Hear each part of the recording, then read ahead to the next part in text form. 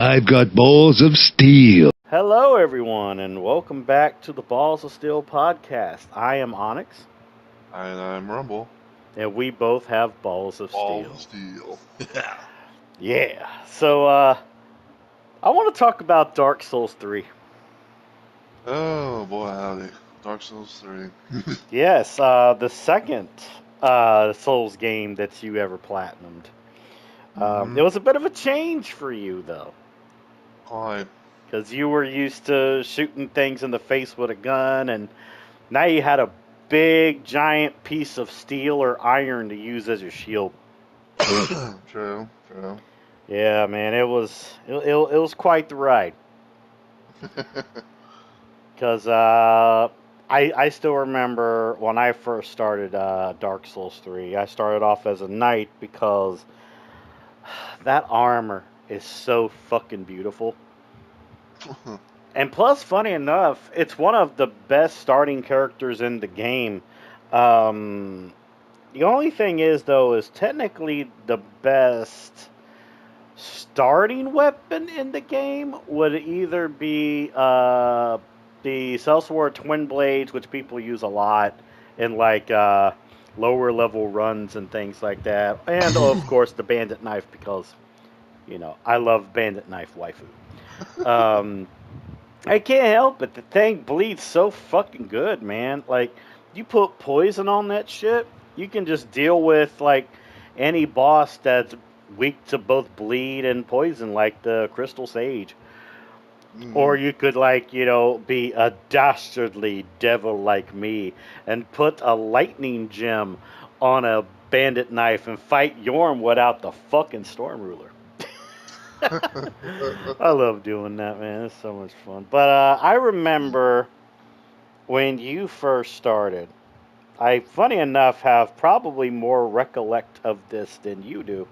You probably Yeah, have like a 'cause little bit of bits and pieces here and there, but yeah, I mean, cause if I may, cause like I will admit, like it's been a long time, honestly, since I had played the game, and I kind of retired from it, which I will kind of probably get into or something like that. But yeah, probably along the way, I might remember some things. yeah.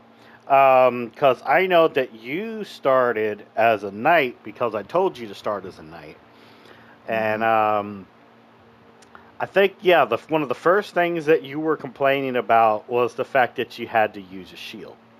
Because I know that you liked using a gun and pairing things with a gun, and yeah, I get that. I get that a lot.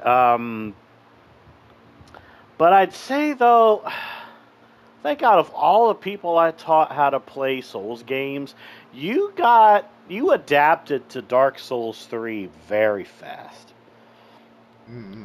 Like I think it was because you watched me a lot and you like just like added your 2 cents on stuff. Um, More or less, yeah. Plus, I still to this day think that you relate well to the Onion Knight of Katarina. And no, I'm not saying that you snore. I'm not saying that trot around places. I'm not saying that at all. You sound just like him. Yeah, well, I'll take that as a compliment. Yeah, you're like, oh. Oh, But let's talk about some bosses now.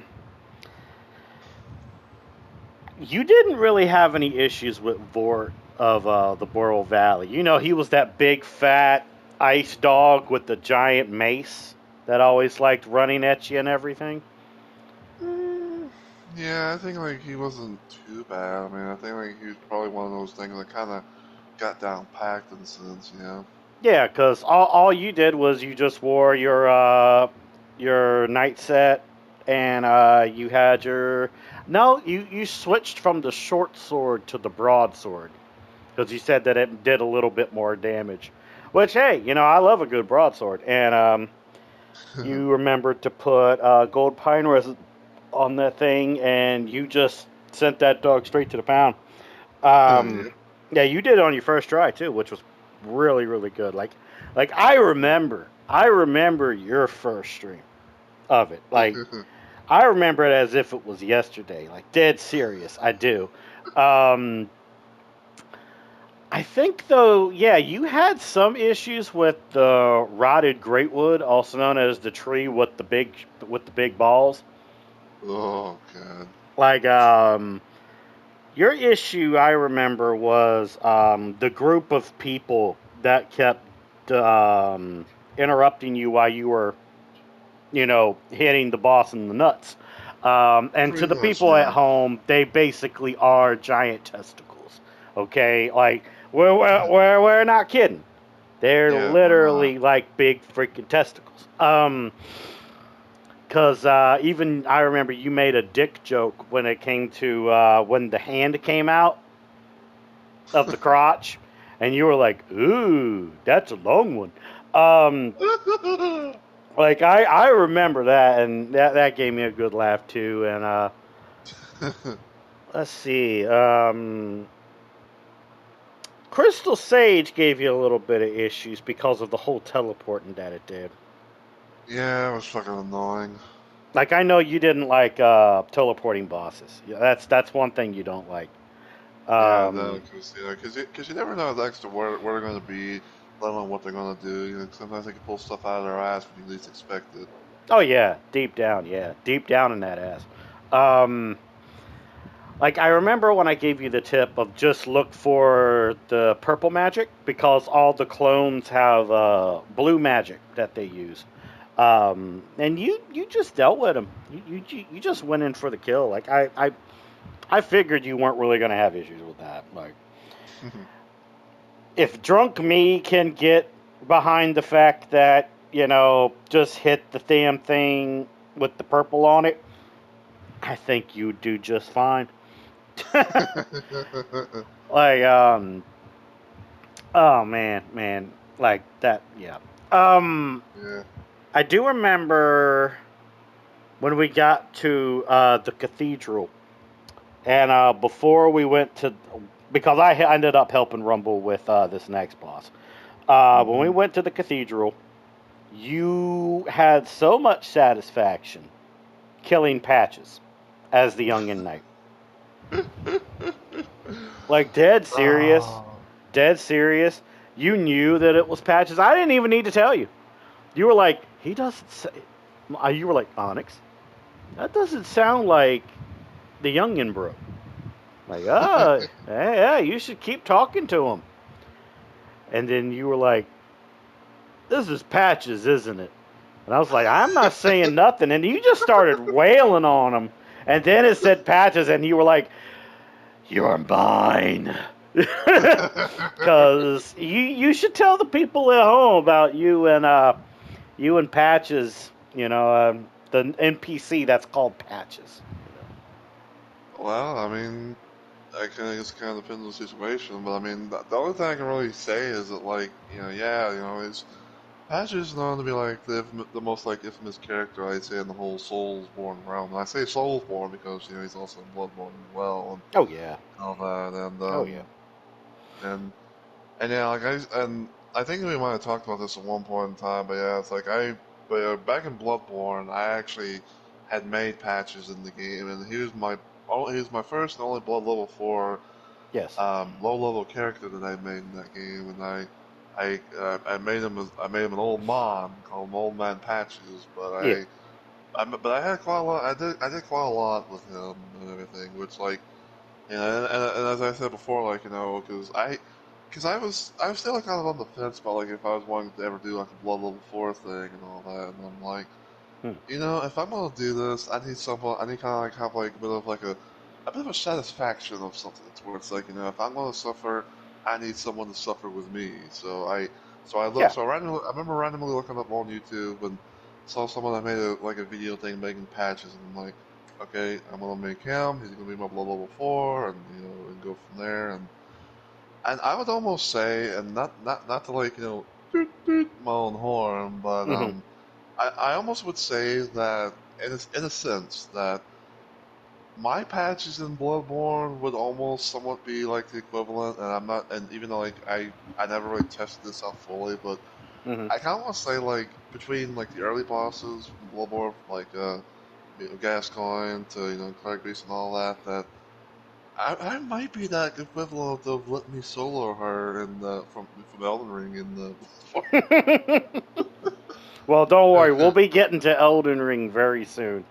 But yeah, back to Patches dressed as an onion, bro. Oh yeah. He hit you pretty hard with his long sword.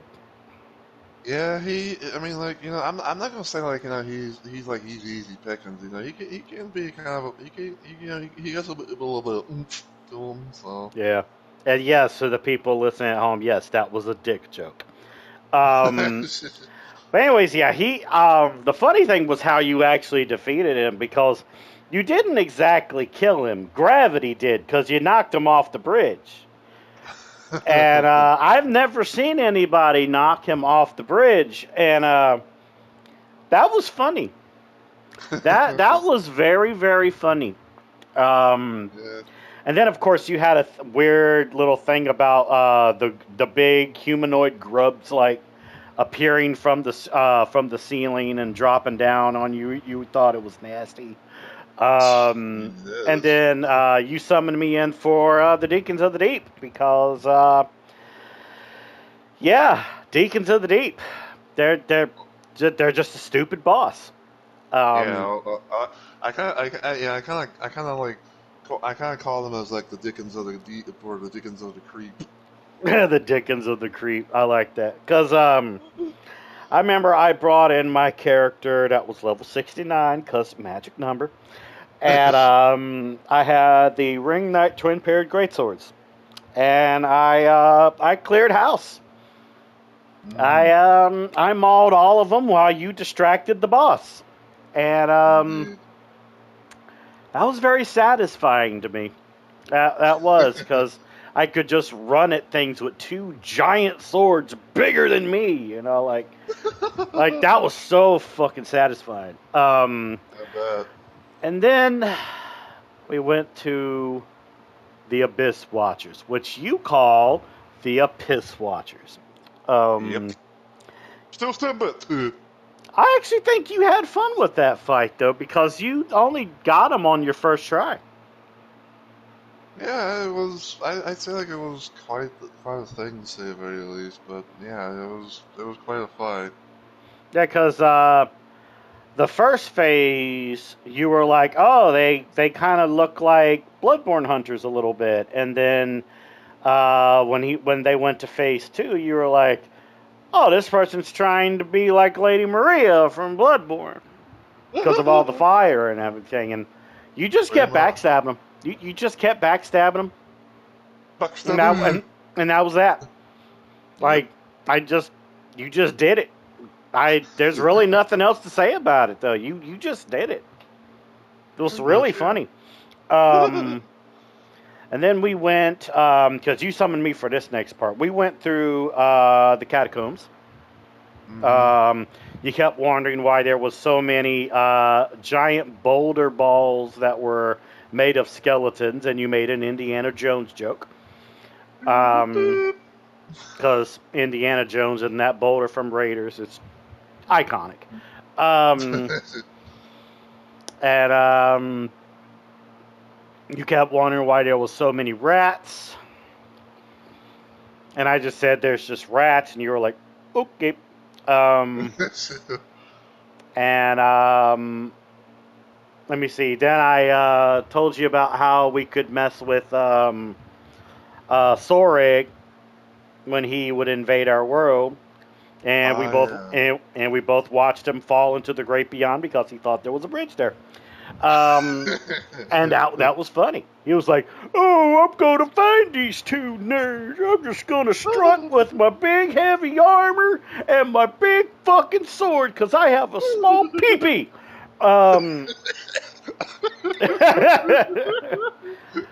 Oh man, Ah, 10 out of 10. Great way to put that. yeah, I'm gonna have to drink to that. What are you drinking right now? Tea. Mm. I am drinking some Diet Coke. Mm. Because I felt like having something a bit more mellow than an alcoholic beverage. Um, And then we went and we killed Wolnir, also known as Mr. Jewelry Fiend, as you called him, because he had those big bracelets on his, ring, on his wrists and everything. That didn't last long. You made the most jokes about the old Demon King. You said he had a giant ass. And I didn't think about it before, but when you mentioned it that time, I was like, yeah, he kind of does have a big dumper, doesn't he? Yep.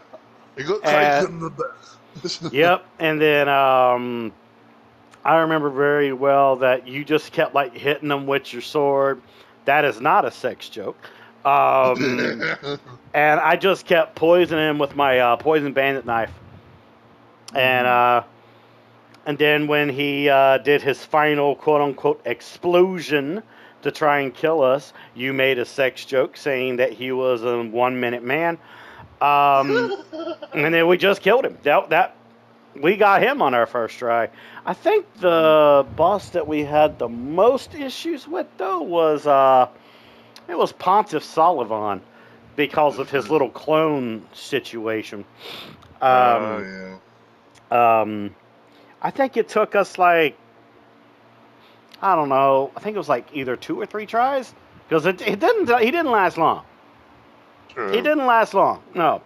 Because I had you go for the clone while I went for main boy. And about 2 or 3 tries, I'd say that was smooth. That wasn't that bad. And let me see. Then that's where you ended your first stream of it. And you were like, I need to go lay down. Because it's quite a lot to think. Oh yeah, it was a lot for you to process. Like, I do remember that. What did you think about like the bump in frame rate? Because if you remember, Bloodborne was topped at 30 frames per second, and Dark Souls 3 had 60 frames. What were your thoughts on that? Honestly, I didn't really pay too much attention. I mean, because like I know sometimes frame rates can be hit or miss in some games. Because I've had experiences with that, in some games, especially when I did PC. But I mean, I don't know. I mean, because yeah, like having 60 versus 30 is nice, but I guess like when you play certain things and like certain caps for so long, it's kind of like I don't know. I mean, it's each their own. I mean, I think you at least noticed that it was a bit smoother. Kinda. I mean, like things were a tad bit smoother because there was a little bit of like, what was it, frame stalling when it came to Bloodborne, just a little bit. I mean, like, kinda, but like, 'cause I don't know. Like, I don't remember like having too many frame rate issues or whatever when it came to Bloodborne versus like Dark Souls 3. But I mean, like, yeah, like, I can definitely say that, like, when things are smoother, it's nicer. But like if you were to say play an older game and stuff like that, that had like like the 30 FPS cap, and it's like you kind of get used to it over time. Very much so. That I remember when we fought Yorm the regular way. You got Storm Ruler, I had my own, and that didn't last long. I think, yeah, you were doing Onion Bro's quest, but for some reason his quest was bugged because he wouldn't appear in the boss room, so that's why you brought me in there. And let's see. Because, we're going to get to the stuff that really pissed you off in a little bit. Because I know, what stuff I'm going to bring up, but we're not going to let the people at home know just yet.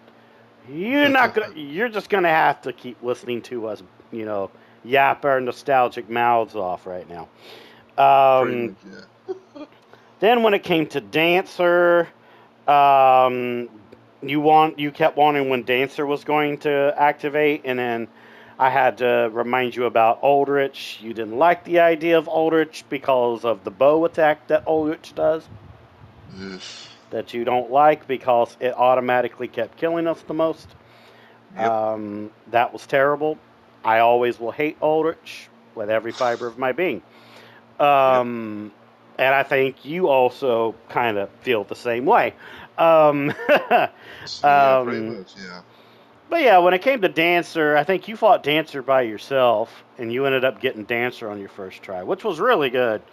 Hmm. Um, and then that's when I suggested we do a little bit of side stuff. So we went and killed Osiris, which was that, screaming dragon dude with a staff that kept using his frost breath on us. Oh yeah. Yeah, he was pissing you off. So we both just went in there with like two bandit knives with lightning on them, and that was that. That was that because that was around the time when you had both you had a Zweihander and you had a bandit knife for like enemies that that needed more faster attacks. Hmm. Um, and I actually ended up helping you with that build there. Yep. And I believe no, it wasn't John Arnold, but it was the other one, the other character that you made that you streamed with, because John Arnold was your mule.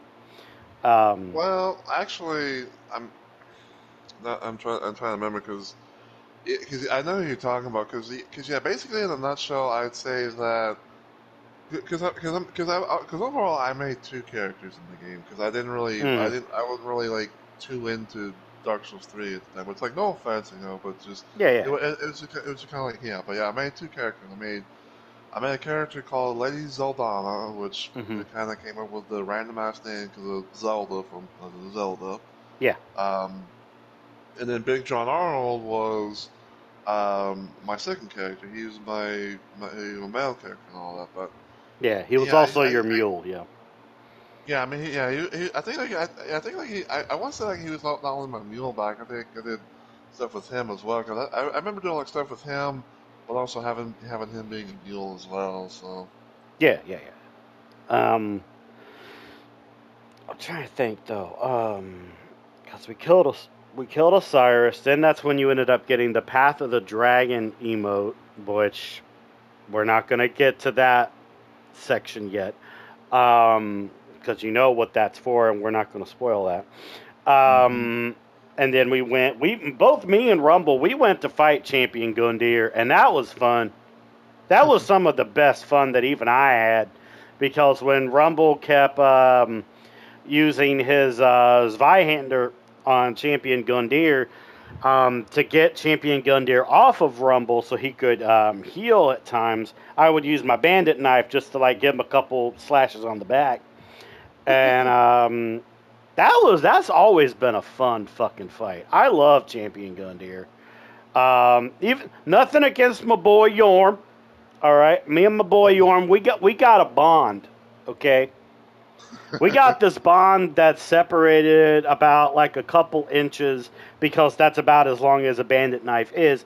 Um, but me and Champion Gundyr, we have a love-hate relationship because of how he likes to welcome me home as these Ludix Gundyr in the beginning of the game. Which, Hmm. by the way, to the people wondering, he was the tutorial boss, and Rumble killed him on his first attempt. We didn't even need to talk about it because it wasn't worth talking about. Didn't even last long. Anyways, back to reality. Hmm. Um, we killed Champion Gundyr. Um, and then that's where me and Rumble went to a place that he dreads even remembering. And I'm sorry, Rumble, but we have to talk about Archdragon Peak. And Might we as have well. and we have to talk about the Nameless King.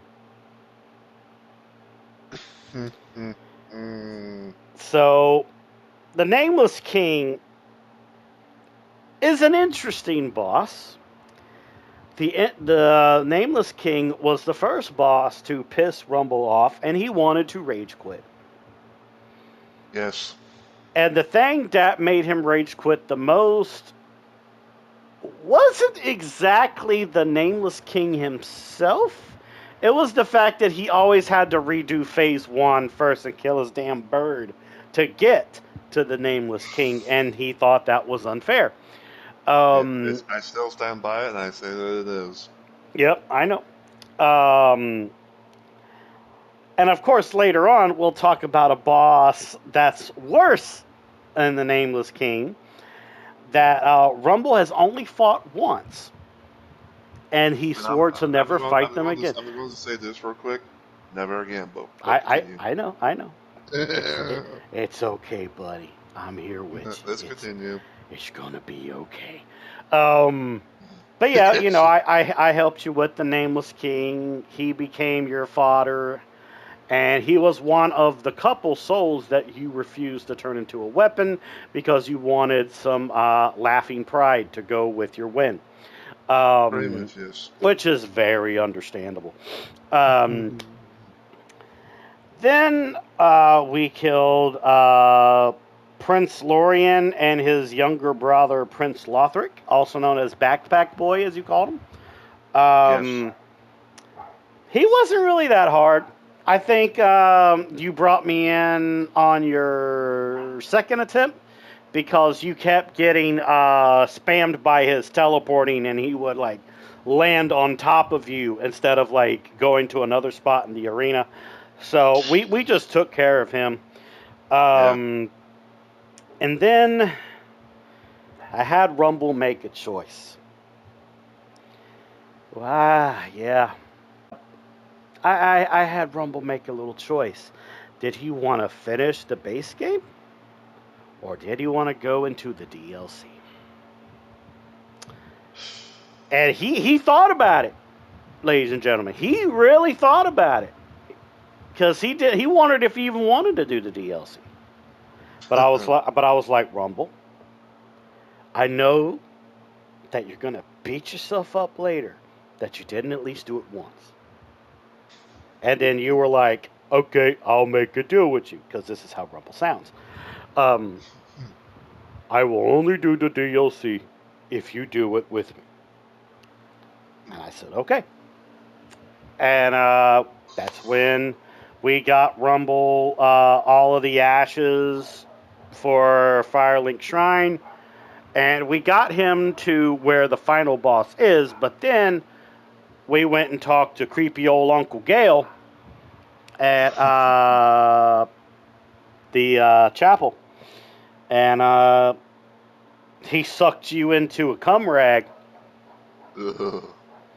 Now, keep in mind, guys, it was a big sliver of rotted painting, but it totally looked like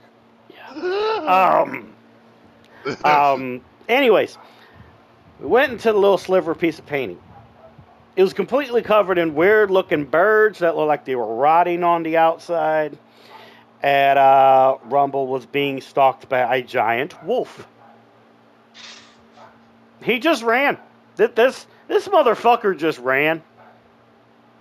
He didn't want to fuck with that wolf, man. He was running like he had to take a dump, man. Like, you're like, nope, nopey nope. Yeah, and the famous infamous meme, fuck this shit, I'm out. So yeah, Rumble got to the chapel that was there in the painting of Ariandel, and he summoned me in. We ended up getting invaded, and he was trying to cross the bridge to get to us. I chopped the bridge down. He tried to run back, and the invader just fell to his death, and that was that. That was a fun one right there. That was really fun. Yeah. And we got down to the roots of the painting, the roots of our problems. Rumble fell off the roots a couple times. So I loaned him my cat ring. We got down. I told him to keep the damn ring because I had another, and he was like, okie dokie. And he got the bonfire that was down there. And yes, we know there was a boss down there, but we were not going to deal with him yet. So we continue forward. Dealt with a lot of rotting birds. Yep. including one that we called the Valdo chicken because he had these big blades on his hands and he was twirling around like somebody from Tekken. We ended up killing him, and we ended up getting invaded by an NPC. Oh my god, I'm trying to remember his name. Oh man, that doesn't matter. He was dead. He had a sword named after me. Rumble reminded me of that, even though I already knew. It's called the Onyx Blade, and it sets itself on black and white fire. Absolutely beautiful sword. Sucks in combat. And that has nothing to do with me. That has to do with the fucking sword. Yes. The fact that it has my name has nothing to do with why that sword is terrible. It's beautiful. Different things. Yeah, like it's beautiful like me, but it's terrible. It's terrible sword. Plus black and white as flames. Chef's kiss. Quite. So we ended up getting this lever that was used to activate Sister Frida's boss fight. Sister Frida took us a long time. Yep. I think it have to have been close to 10 times. At most, yes. It took quite a few attempts for sure. And you thought it was a hack that she could turn invisible. Mm-hmm. And you kept getting stuck in Father Ariandel's fire that would come out of his giant ramen bowl. Yeah, it looks like a ramen bowl, ladies and gentlemen. Yes. And that's how you kept dying, because you kept getting stuck in the corner with him. And you were surprised that she had a phase 3. You thought it was bullshit. We ended up killing her. That's all we're going to talk about with that, because Rumble does not like Sister Frida. Nope. But that is not the boss that he refuses to fight again. We'll be getting to that in a little while. Also, you did on your first attempt the damn grave tender boss that was at the bottom of the painting. And you killed his little wolf boy, too. He did that on his own. He had a bone to pick with that giant wolf. Okay? And he did. And he kicked that wolf's ass, and he only did it in one attempt.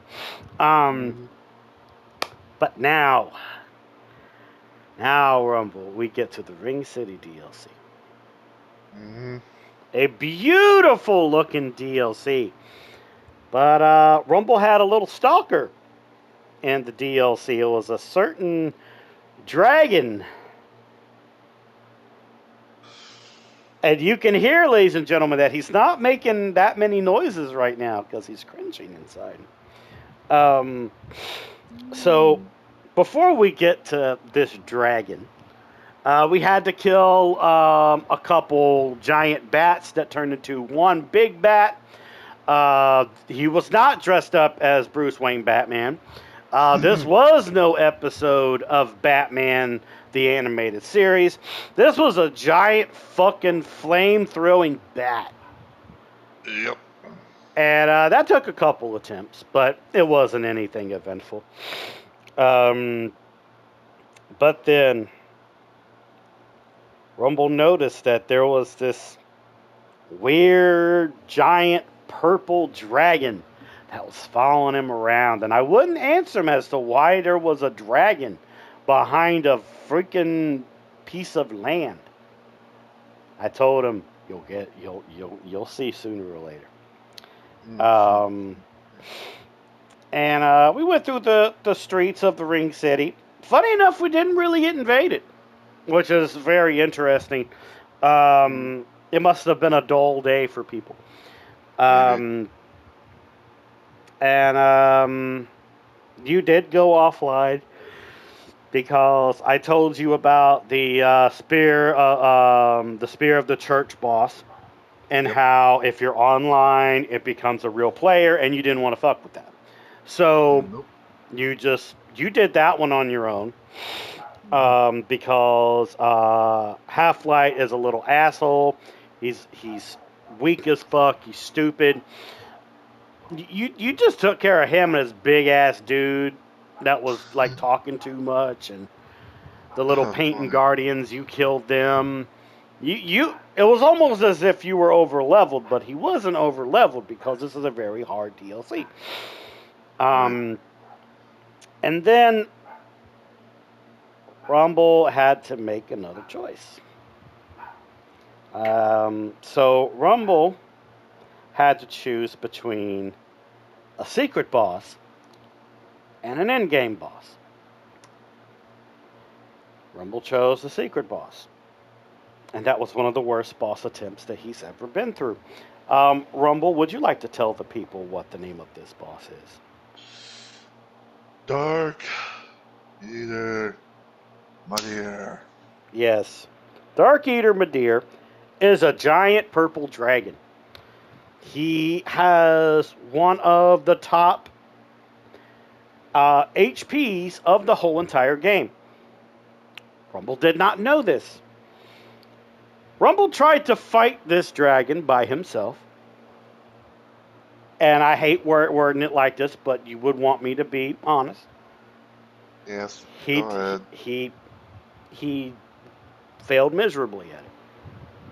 And it really made him want to rage quit the game. He didn't even want to fight the final boss of the base game. He did not want to fight it.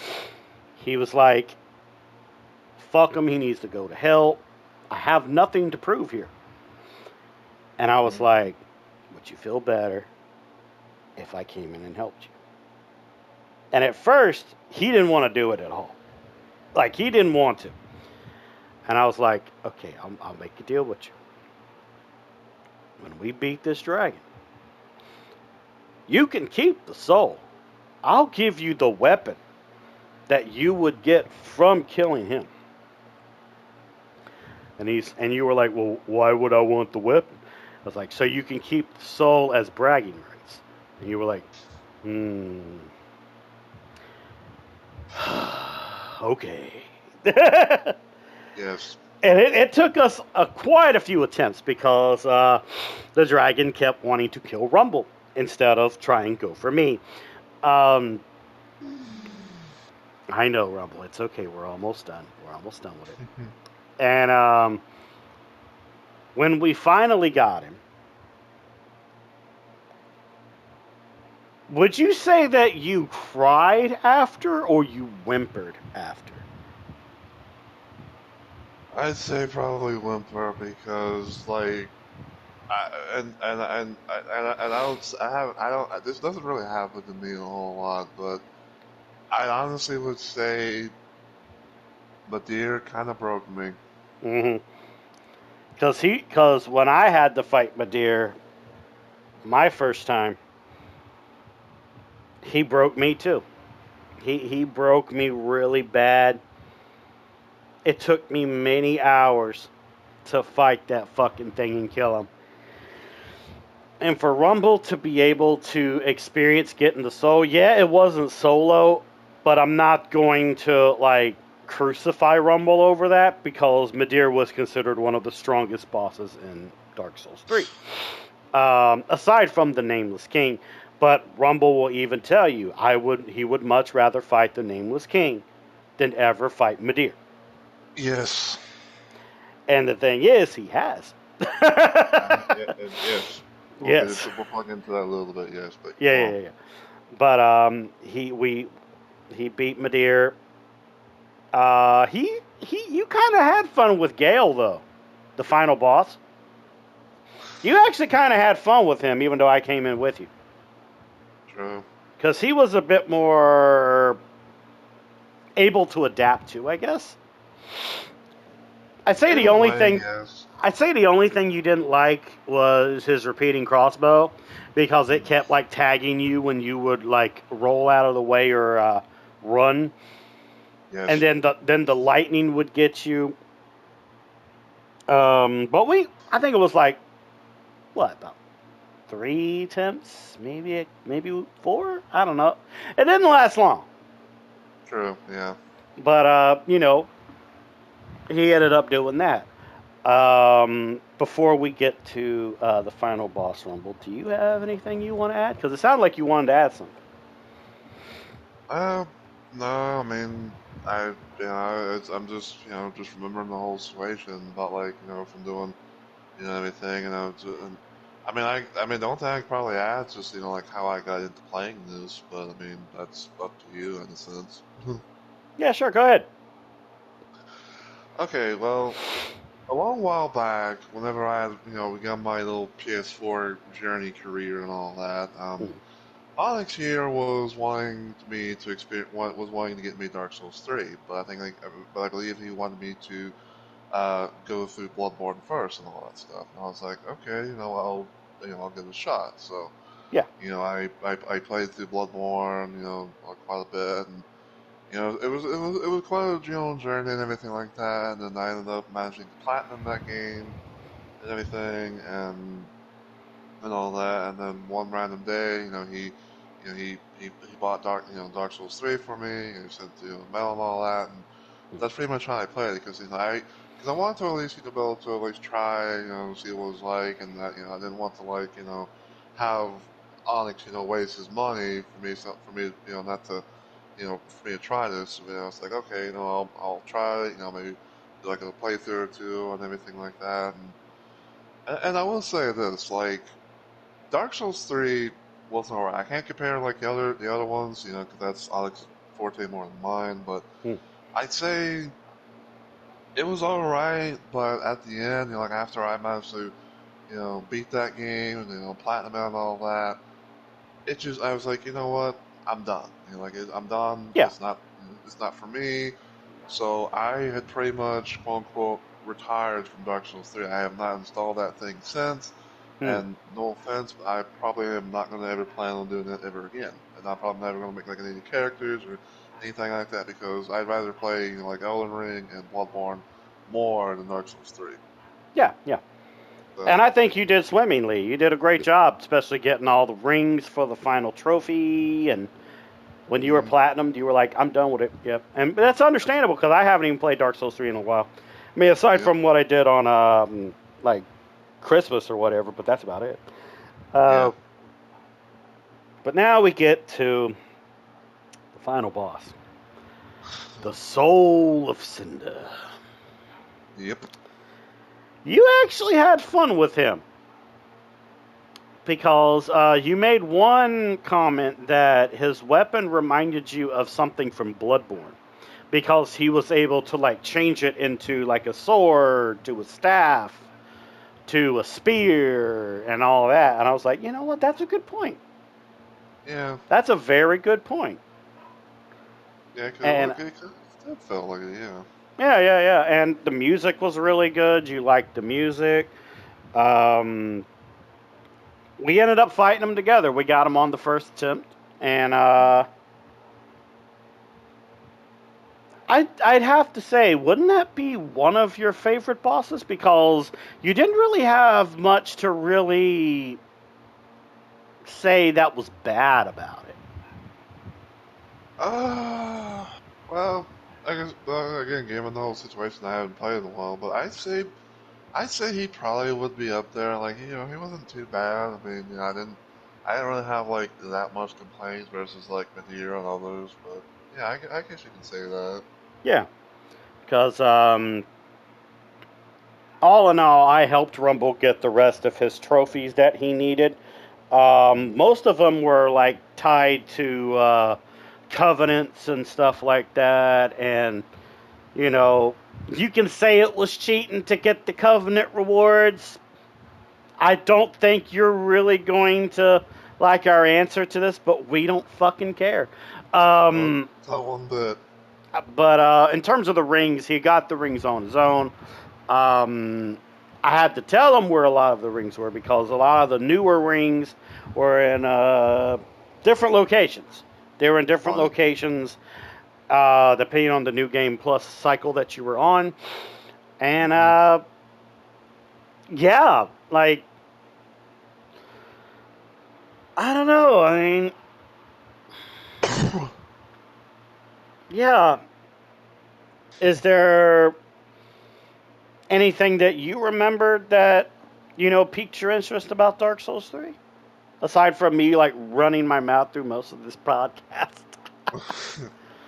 Well, I mean, like, I don't know. I mean, because like I'm just like remembering, some of the times where it's like, I actually tried, to go through, the game and New Game Plus and all that, and I can't remember exactly where I started because I feel like I did more. I think I went beyond like New Game Plus 1 at most, Hmm.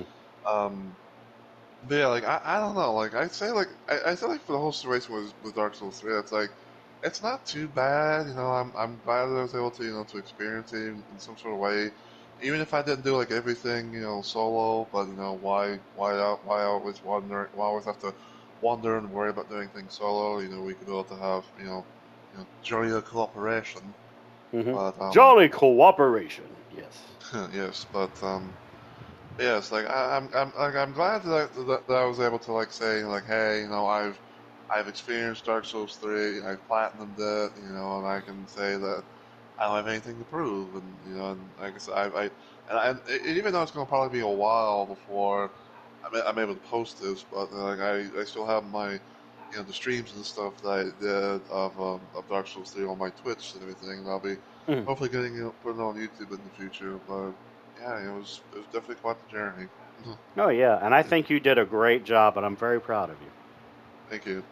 Yeah.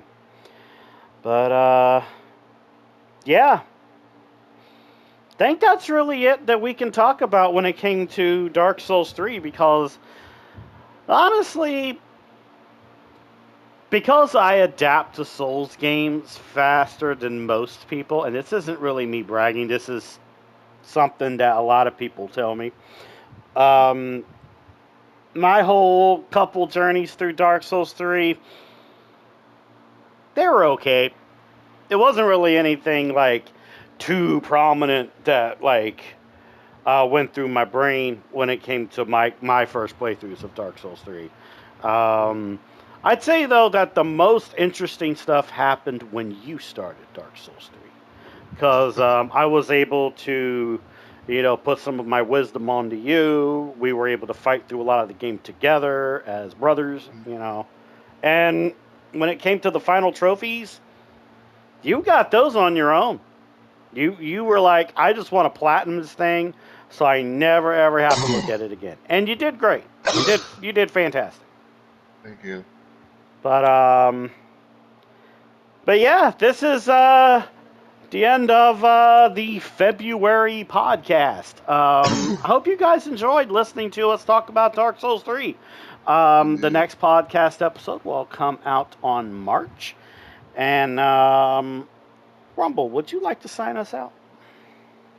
Well, again, we hope you all have enjoyed, and remember to hit the like button and subscribe to the channel and everything for more content in the future, and also don't forget, we both have our own individual channels, from YouTube and Twitch and all that stuff. So feel free to check us out, whenever we're, either live or posting, videos on our YouTube and things like that. And yeah, um, hope you guys enjoyed and everything. And until we see y'all in the next video, podcast, or live stream, take care, everybody. And we hope you all have a good week or weekend.